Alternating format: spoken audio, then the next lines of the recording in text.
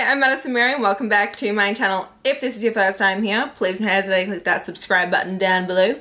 And without further ado, let's get into my June TBR.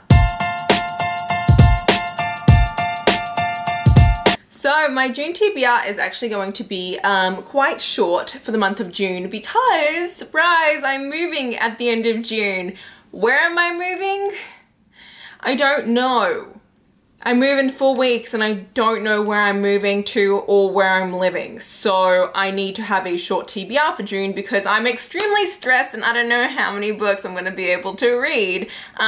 Majority of these are ARCs and then some comfort reads, so you'll see what I've got going on. But please wish me the best of luck because I'm a little bit of a stressed nugget at the moment. But to counteract having such a short June TBR, I'm going to be giving you something a little bit extra this month, and that is an unboxing of the Belle Book Box. I have not unboxed Belle on my channel before, but I've seen so many of my favorite romance booktubers unbox the Belle Book Box.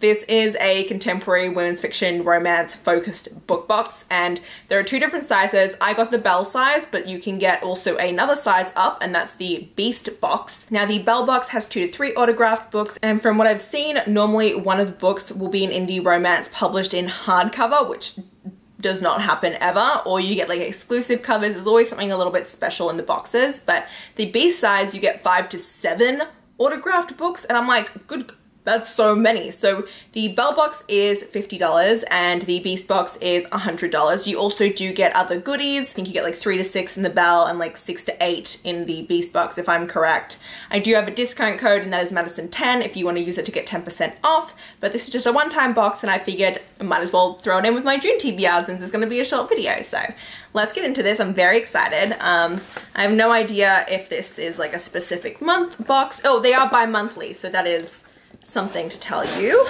Let's have a look-see. The theme of this box is sisterhood, and oh, there's nothing like, there's no spoilery cards on the back of this. Oh, that's interesting. Normally I feel like so many book boxes always have spoiler cards, so wow.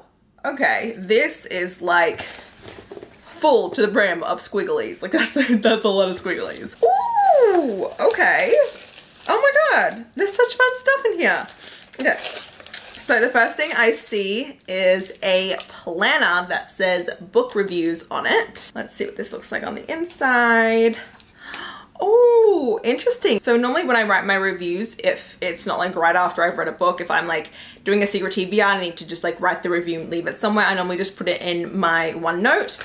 But this is really cute. So it has like the space where you have like, it says book review up here, and then there's like a place to do your star rating when you read it, and like all like the book, the genre, the author, that you completed it, and then like the space for you to write it in. And each page is its own review, and there is also a ribbon bookmark in it. So this is a close-up of the notebook, and here is what the inside looks like, just so you can get a bit of a closer look into it. But I will probably use it just to like put ideas in and just use it as a regular notebook and just ignore like the header on it because that's just what I do. But it's really nice quality. Like, this is nice. What else do we got? We have, oh, a pouch. Yes. Oh god, there's like, it's all stuck to it. So this is a pouch that says book hoarder on it. Where's the lie? I'm 100% a book hoarder. It's a bit of a problem, especially with moving, so we'll see how that goes. But I actually need a new one of these because I always, whenever I travel, I always end up with more and more makeup as the years go on. So I love putting my makeup in all these little pouches. So this is going to be really useful, especially since I'm traveling this weekend. So now I have something to put my stuff in. And then what else do we have in here? Ooh, is this a, it's a compact. I just lost mine like a couple weeks ago and I have not like gotten around to getting a replacement. Okay, so this is a compact and it's rose gold and it also has a book hoarder engraved in on it. It's gonna be way too small for you to see, but yeah, it's a compact. Oh yeah. When I was a kid, whenever I got compacts, I would always sit there and do that thing where, you know, you look behind you so you can like see what everyone else is doing. And I always thought I was really cool because it reminded me of Totally Spies, the TV show that everyone would do. And so I'd be like doing stuff and I'd be like, I can see what everyone else is doing. And I thought I was so cool. Clearly that's not really that special, but I'll do a quick close-up of this. So this is what the compact looks like. It says book hoarder on it, and then the inside. Then we have, aw, a pin. I actually have so many bookish pins from book boxes. I'm actually running out of space on my pin banner. This is what the pin looks like. It says sisterhood with a love heart. Okay, and now let's get to the books that are in there. Let's see, how many do we have? We have two books. Okay. Oh god, I need to. Oh, okay. Oh, cool. So a hardcover and a soft cover. So we have, oh my god, no way. Okay. So the exclusive hardback that we got is Kiss and Break Up by Ella Fields. I just read Ella Fields' dark fantasy romance and I didn't love it because I didn't like the romance or the sex scenes in it. But this is a contemporary from her and I have not ruled her out as an author because I do like how she writes her heroines. So this is still a great option for me and it should be, yep, it's signed, it's exclusive. Dash and Peggy are best friends.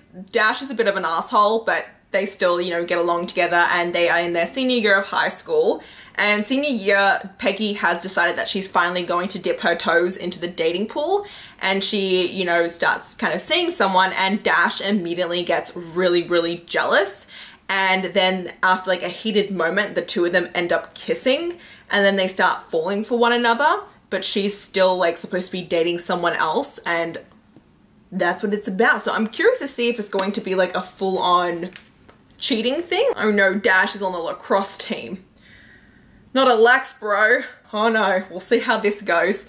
I'm very picky about my lacrosse dudes. I went to a high school that was very lacrosse heavy, so like, reminds me of that. Not always the best, but I'm still really interested to try this, so this could be really fun. And then we have, ooh, Taming Hollywood's Baddest Boy by Max Monroe.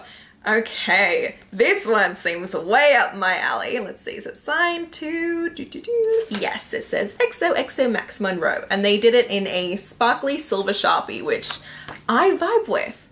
So let's see, what is this one about? So we are following Luca and Billy. Luca was like Hollywood's bad boy and like reigning supreme and was like becoming really popular until 8 years ago, he just decided to leave Hollywood and go live off the grid in Alaska. And then we have Billy and she works for like some sort of a company. She is tasked with bringing him back to Hollywood after all this time. And so she ends up tracking him down in Alaska to be like, you need to come back. But I don't know why she doesn't like him, but apparently they're like enemies. This could be really awesome. I'm very, very intrigued. We'll see. Maybe I'll pick it up this weekend. Maybe, you know what? I'm going to, for fun, put this on my June TBR. Because it's been a while since I've read anything like this and I think it would be really fun and I'm interested. So, ta-da, new book added to my June TBR. Was it a smart decision? Maybe, maybe not, but we'll find out. So, okay. That was the Belle Book Box. That was really fun. There's some really, really amazing books and they do really focus on indies as well. Like they have some women's fiction and some just regular contemporary romances, but they at least always have some form of an indie romance thrown in there and I really love that. So yeah, this was a really fun box to have. Okay. Now that that is done, we are going to move on to my regular TBR for the month of June. I have 3 arcs that I plan on reading in the month of June because they all come out in July. The first of which is Too Good to Be Real by Melanie Johnson. So we are following Julia and she's like a huge believer in romance and meet cutes and all her friends are like in relationships and enjoying their lives, and she is a writer for a popular website and there are layoffs going on and she's really afraid that she's going to be laid off, so she's trying to come up with a really great idea to pitch to her boss. And then she sees this ad for this resort that has like these getaway packages where you participate in it and you get to have like a rom-com experience, and she's like, this is it, this is what I'm going to do for the blog, and that's what she goes to go do. And when she gets there, she ends up having this accidental meet cute with a guy named Luke, and it involves a aggressive seagull, and the two of them end up, you know, engaging in the rom-com experience together, but they both have some secrets. I'm very excited. This is gonna be really fun. I love the idea of like them being forced to experience like a rom-com, but also like kind of falling for each other at the same time. And I feel like this is gonna be really cool. And there's a dog on the front cover, so I'm guessing there's gonna be a corgi in this book, which is always a positive. We love animals. And oh no, there's a seagull with a bikini on it. What if the accidental meet cute is because a seagull takes her bikini top? I will die. If that's correct, I'm gonna laugh so hard. But this is published by St. Martin's Griffin, and I have been like devouring their rom-coms lately. Like, they have just been such hits for me, so I'm very excited for this one. Then we have It Happened One Summer by Tessa Bailey. I feel like everyone knows about this by now. This is supposed to be a Schitt's Creek inspired summer romance, and that's really all I need to know, because I'm obsessed with Schitt's Creek. The second you say that is part of a romance, I'm like, bye, I would like that, please give me it right now. And I was so lucky that Avon sent me a copy. This is a rom-com about a Hollywood it girl who is cut off from her wealthy family and exiled to a small Pacific Northwest beach town where she butts heads with a surly, sexy local who thinks she doesn't belong. So I'm guessing this is basically going to be like the romance we saw in Schitt's Creek between Alexa and Mutt. Oh, I just set off my... Break time equals 0.5. Greater than. I just set off my own Alexa doing that. Okay. But that's what I'm guessing it is between the romance in Schitt's Creek between Alexa and Mutt. So very excited for this. I think it's gonna be so much fun, and I'm just really pumped, and I've only seen amazing reviews for it so far, so great.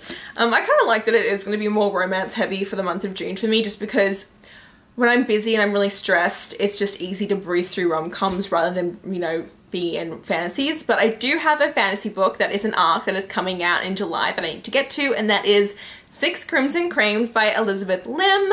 I'm really excited for this. I also just love Elizabeth Lim as an author. She's like so sweet and amazing, and I like got to know her a little bit on TikTok, and she's just so lovely. So we are following Princess Shiori, and she has forbidden magic running through her veins, and she tries to conceal it all the time, but on the morning of her wedding ceremony, she loses control of it and it comes out. It ends up stalling the ceremony, which is great because Shiori never wanted to get married in the first place. But this also ends up catching the attention of her stepmother, who is a very powerful sorceress.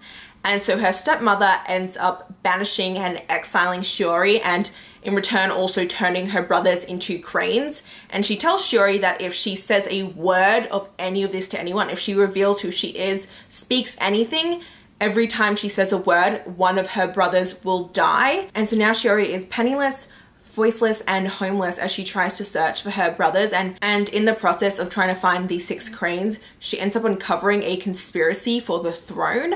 And the only way in order to get back into power for Shiori to take her rightful place as a princess is from the help of a dragon and the boy that she tried so hard not to marry, the guy that she, you know, was supposed to marry that morning and then blew everything up of. So I'm really excited to see how this goes. It has a huge focus on fairy tales and East Asian mythology, so I'm super stoked to read this. This is going to be a series as well. And then the last book that I plan to read in the month of June is going to be Destiny's Surrender by Beverly Jenkins. This is the second book in the Destiny series by her, and this is a historical romance, a Western historical romance. And we are following Andrew Yates. He is the second Yates brother, and he has decided that, you know, maybe he should start thinking about settling down, especially since his older brother just did. But then one day, one of Drew's past lovers, Wilhelmina, ends up turning up on the ranch with a young child, and she says that this child is actually Drew's, and she is planning to leave the child there for Drew to look after because she does not have the ability to look after this child anymore.